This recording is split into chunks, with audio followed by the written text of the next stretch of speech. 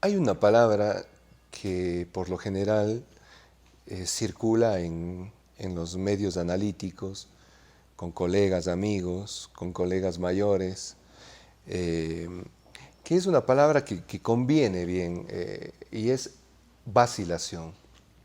Es decir, que en la cotidianidad de la vida, cuando andamos caminando por la ciudad, por la vida, con las contingencias de esta, hay algo que vacila en el interior de la subjetividad.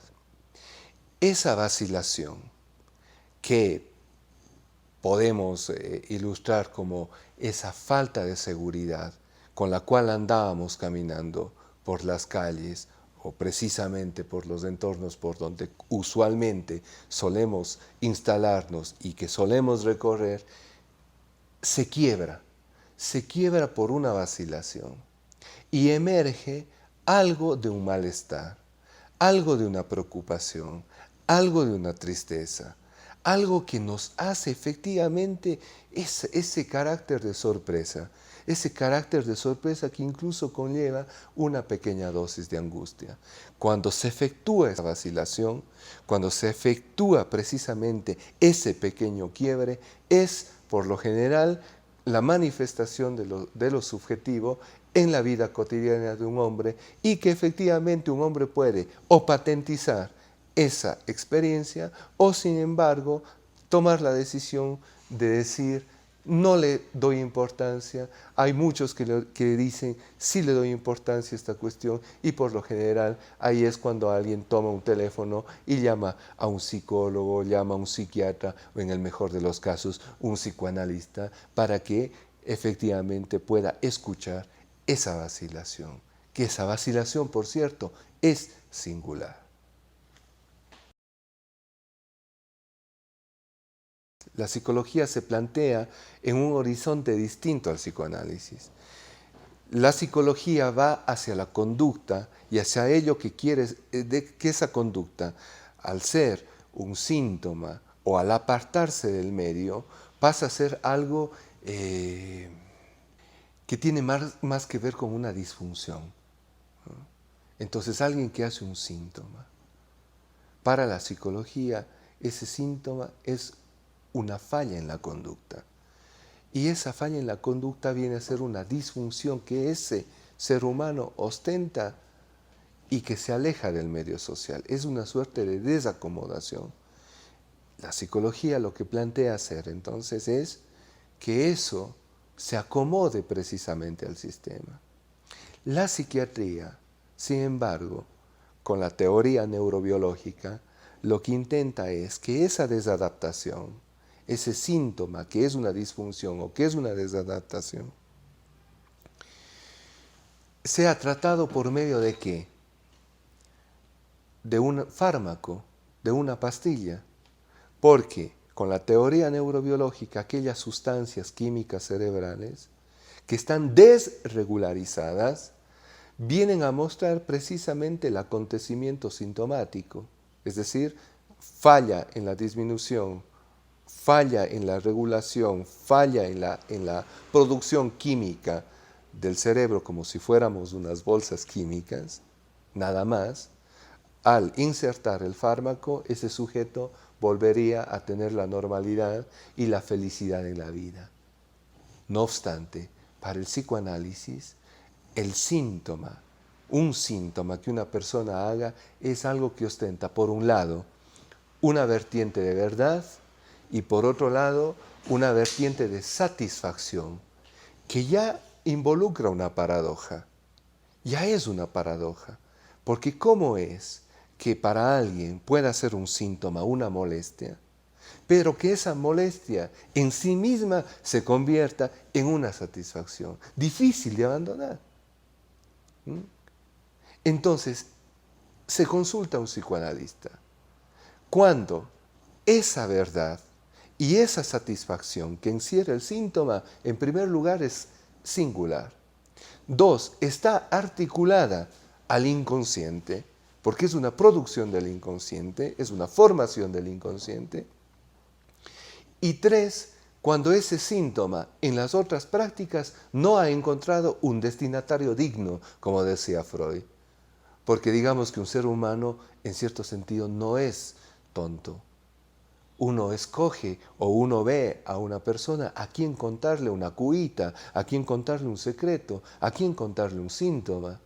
Pero siempre y cuando, y esa es una condición necesaria, que ese es a quien le cuento acerca de este malestar sea una persona que respete ese malestar y que sepa guardar la confidencia íntima de ese malestar, puesto que en esa confidencia íntima también hay una satisfacción que me ha sido difícil de abandonar.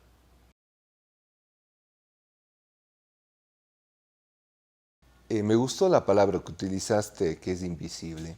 Efectivamente, el inconsciente es como una máquina invisible, es un motorcito invisible. Y la mayor función que cumple es la significación de la vida. Es decir, aquel pájaro que está volando por ahí, en la medida en que es captado por algo del lenguaje, se le da una significación. Entonces, el inconsciente cumple como maquinita transparente, invisible, la función de significar. Lo que descubrió Freud es una paradoja muy interesante, y es que el bienestar no siempre coincide con la felicidad, al menos para el ser humano, al menos para el ser hablante, para el que sufrimos lo que es poseer el lenguaje, o mejor dicho, como decía Heidegger, que el lenguaje nos posee a nosotros, que el lenguaje tiene autoridad sobre nosotros, no nosotros autoridad sobre el lenguaje. Y es que a veces en el ser humano el máximo bienestar coincide con la destrucción. A ese máximo de bienestar que coincide con la destrucción, Freud lo llamó la pulsión de muerte. Y esa pulsión de muerte, al ser activada, le lleva al sujeto como en una metáfora muy práctica que la decía el doctor Jacques Lacan, psiquiatra y psicoanalista francés de nuestro siglo. Y es que de pronto las cosquillas, lo que empieza con las cosquillas, de pronto se van hacia la parrilla. Entonces ahí tenemos precisamente el concepto de Freud, claro, legible, no esotérico, no complicado de entender, sino es aquello que empieza con las cosquillas, que empieza con la cosquillita y de pronto se ve vehiculizado en un carácter de intensidad y de constancia hacia la parrilla. Sí, alguna vez cuando nos reuníamos con grupos de estudio de alumnos en la facultad, decíamos que si efectivamente planteamos la interrogante si existen varias realidades. Y efectivamente hay una realidad económica, hay una realidad política, hay una realidad sociológica, hay una realidad universitaria, pero a eso tendríamos que sumarle un tipo de realidad, que es la realidad de carácter psíquico. Entonces, a las otras realidades también se suma una que es de carácter subjetivo, de carácter psíquico. Y en esta realidad psíquica precisamente se conforma. ¿Por qué?